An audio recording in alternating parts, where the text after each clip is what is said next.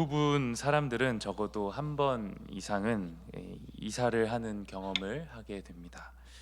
저도 어릴 적 이사를 자주 했던 기억이 있습니다. 그래서 이사를 한다는 것이 보통 일이 아니라는 것을 알고 있습니다. 그런데 이렇게 힘든 이사를 그래도 편안히 할 수 있는 방법이 있습니다. 대신 무엇이 있어야 할까요? 바로 돈이죠. 이사 업체에 돈을 많이 지불하게 되면 새로 들어갈 집에 이 큰 가구부터 시작해서 자잘한 이 접시, 쟁반, 컵까지도 내가 원하는 대로 다 배치를 해준다는 것입니다. 이와 비슷하게 우리는 일상 가운데서 돈이 주는 유익함을 경험합니다. 돈이 있으면 무엇이든 다 가능할 것 같고, 돈이 있으면 무엇이든 쉽게 해결할 수 있기 때문에 우리는 자꾸만 우리의 시선이 더 많은 돈을 모으는 것에 우리의 관심을 쏟는다는 것입니다.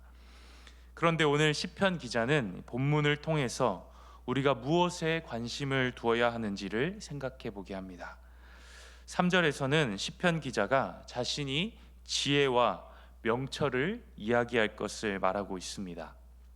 중요한 것은 이 지혜와 명철을 들어야 하는 그 대상입니다. 지혜와 명철을 들어야 하는 이 대상이 바로 이 세상 모든 사람들이라고 말하고 있습니다. 시편 기자가 말할 이 지혜의 내용이 바로 모든 사람에게 공통적으로 해당되는 내용이라는 것입니다.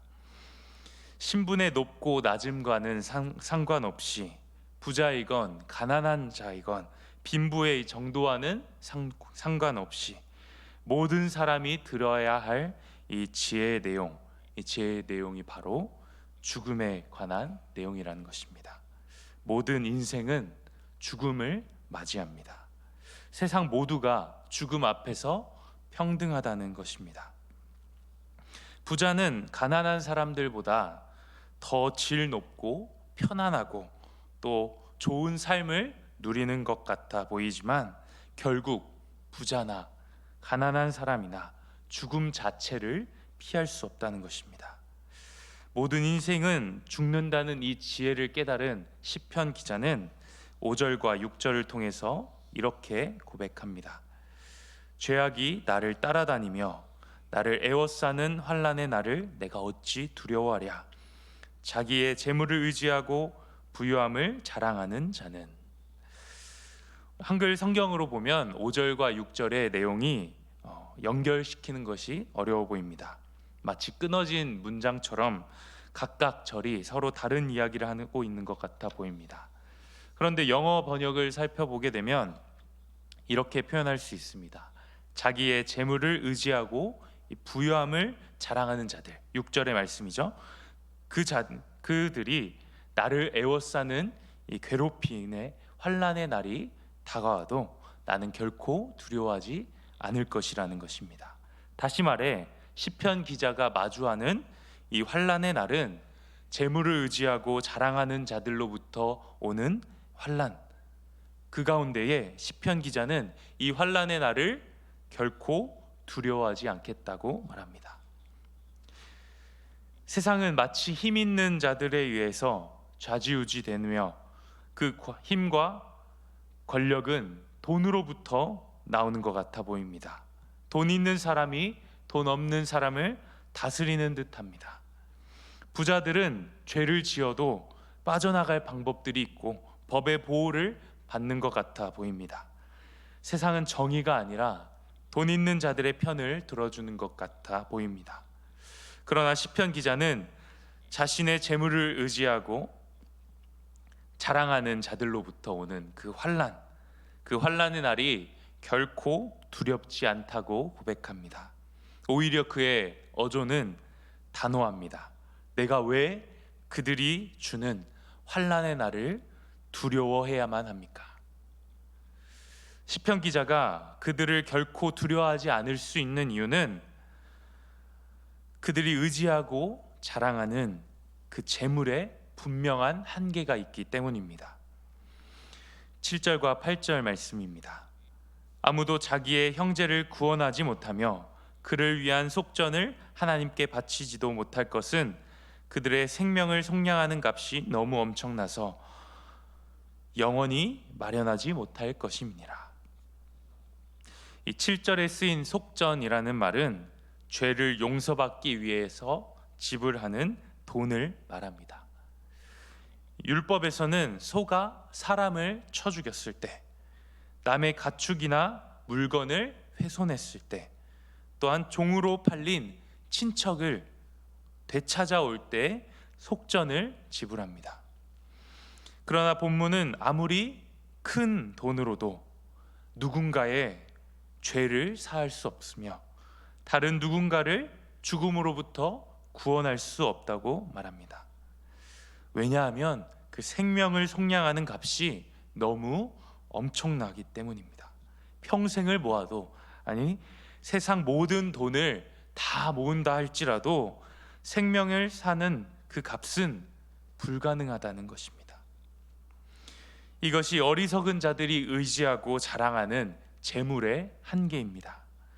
재물은 생명을 구원하지 못한다는 것입니다. 또한 재물은 영원하지 못합니다.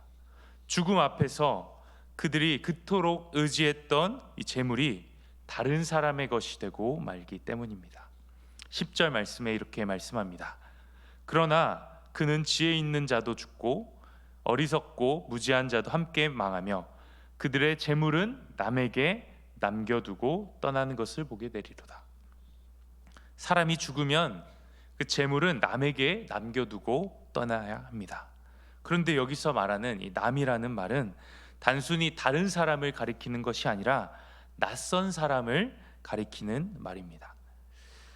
많은 사람들이 착각하는 것 중에 하나가 자신이 가진 이 재물이 자신의 가족들에게 또는 자식들에게 물려줄 수 있을 것이라는 착각입니다.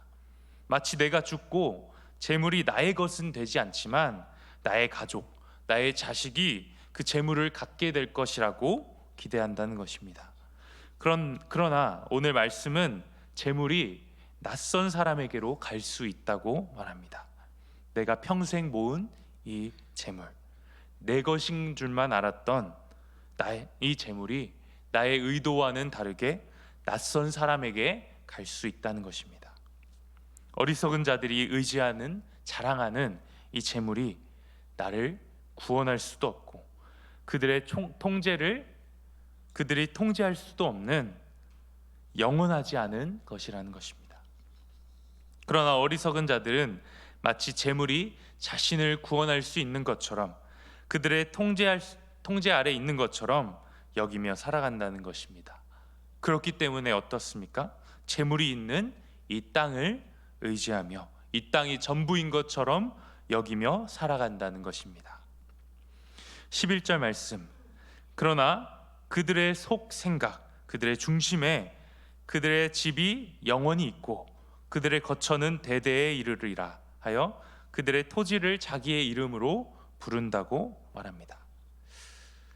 호랑이는 죽어서 가죽을 남기고 사람은 죽어서 이름을 남긴다는 속담이 있습니다. 사람은 살아있는 동안 훌륭한 일을 해서 후세에 아름다운 이름을 남겨야 한다는 뜻입니다. 예로부터 죄인인 인간이 자신의 이름을 이 땅에 남기고자 했습니다. 창세기 11장의 말씀을 살펴보더라도 인간이 바벨탑을 쌓으며 자신의 이름을 이 땅에 남기고자 했음을 볼 수 있습니다. 그런데 자신의 이름을 남기고자 하는 이 행동의 내면에는 이 땅이 영원할 것이다라는 전제가 있다는 것입니다. 이 땅이 영원할 것이기 때문에 이 땅에 자신의 이름을 남기고자 한다는 것입니다. 결국 이들이 맞이할 그 종말이 어떤 것일까요? 14절 말씀입니다. 그들은 양같이 스월에 두기로 작정되었으니 사망이 그들의 목자일 것이니라. 정직한 자들이 아침에 그들을 다스리리니 그들의 아름다움은 소멸하고 스월이 그들의 거처가 되리라. 재물을 의지하고 자랑하는 자들, 이 세상이 전부라고 생각하는 이 사람들의 종말은 결국 사망이라는 목자의 인도를 받는다는 것입니다. 그들이 의지했던 이 재물의 아름다움이 다 소멸하고 스올이 그들의 거처가 될 것이라고 말합니다.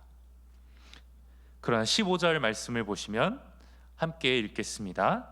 그러나 하나님은 나를 영접하시리니 그 이러므로 내 영혼을 스올의 권세에서 건져내시리로다. 여기서 그러나라는 이 말은 확실히, 반드시라는 뜻으로 번역될 수 있습니다. 재물을 의지하며 이 세상이 전부라고 생각하며 살아가고 있는 이 자들, 그들은 사망의 인도함을 받지만, 그러나 하나님을 의지하는 자, 하나님을 자랑하는 자는 하나님께서 반드시 구원하실 것임을 고백하고 있습니다. 여기서의 이 구원은 영원한 죽음으로부터, 죄로 인한 사망으로부터의 우리를 구원해 내신다는 말입니다. 우리는 재물이 아닌 하나님을 의지해야 합니다. 재물은 사람의 생명을 구원할 수 없는 분명한 한계가 있지만 하나님께서는 생명을 구원하십니다. 예수 그리스도를 통하여 너무 엄청난 그 생명에 속량하는 그 값을 예수님이 지불하셨습니다. 마태복음 20장 28절, 인자가 온 것은 섬김을 받으려 함이 아니라 도리어 섬기려 하고 자기의 목숨을 많은 사람의 대속물로 주려 함이니라. 예수님께서 친히 자신의 목숨을 내어놓으시며 속량을 지불하시고 죽음에서 우리를 구원하셨다는 것입니다. 우리를 구원하는 것은 바로 재물이 아니라 대속물이신 예수 그리스도입니다. 그러므로 우리의 마음, 우리의 시선, 우리의 소망은 어디에 두어야 할까요? 우리가 의지해야 할 것은 무엇입니까? 우리의 소망은 재물에 있는 것이 아니라, 이 땅에 있는 것이 아니라 바로 하나님께 있습니다. 히브리서 11장 16절 말씀에 이렇게 말합니다. 그들이 이제는 더 나은 본향을 사모하니 곧 하늘에 있는 것이라. 말씀을 정리합니다. 월세나 전세를 살아가는 사람들은 작은 못조차 쉽게 박지 않습니다. 왜냐하면 내 집이 아니고 이곳을 영원한 살 곳으로 인식하며 살아가지 않기 때문입니다. 어쩌면 우리는 이 땅에서 전세를 살아가고 있는지도 모릅니다. 우리가 이 땅에서 영원히 살 것이 아니라 우리는 언젠가 이 땅으로부터 떠나야 하며 이사해야 하며 더 나은 본향을 향해 우리가 들어가게 될 영광스러운 하늘에 우리의 집이 있다는 것입니다.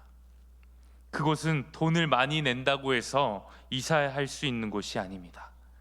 오직 하나님의 이름, 예수 그리스도를 믿는 그 믿음으로 하나님의 은혜로 옮겨짐을 받는 곳이라는 것입니다. 성도 여러분, 여러분들은 어떤 집에 살고 계십니까? 이 땅을 전세로 살고 계십니까? 혹은 내 집을 마련했다는 생각으로 살고 계시지는 않습니까? 오늘 말씀을 통해서 이 사실을 우리가 다시 한번 기억하며 살아가길 소망합니다. 이 땅에서 우리의 집은 영원하지 않습니다. 우리의 집은 영원한 하늘에 있습니다. 그러므로 우리를 구원하는 것은 구원하지 못하는 이 땅의 재물을 바라보기보다 그 무엇으로도 살 수 없는 우리의 생명을 대속하신 핏값으로 사신 예수 그리스도를 바라보며 살아가는 우리 성도님들 되시기를 간절히 소망합니다. 기도하겠습니다. 하나님 아버지, 감사합니다. 이 세상을 살아가다 보면 재물과 권력, 그리고 우리의 이름이 높아지고자 하는 일들에 우리의 마음을 빼앗기곤 합니다. 그러나 죽음 앞에 이러한 것들이 아무 소용없음을 깨닫게 하시고 오직 우리를 구원하시는 하나님 한 분만을 붙들며 살아가게 하여 주시옵소서. 생명을 속량하는 그 엄청난 값을 지불하신 예수 그리스도의 보혈의 은혜를 기억하며 우리의 본향이 하늘에 있음을 기억하며 살아가게 하여 주시옵소서. 예수님의 이름으로 기도합니다. 아멘.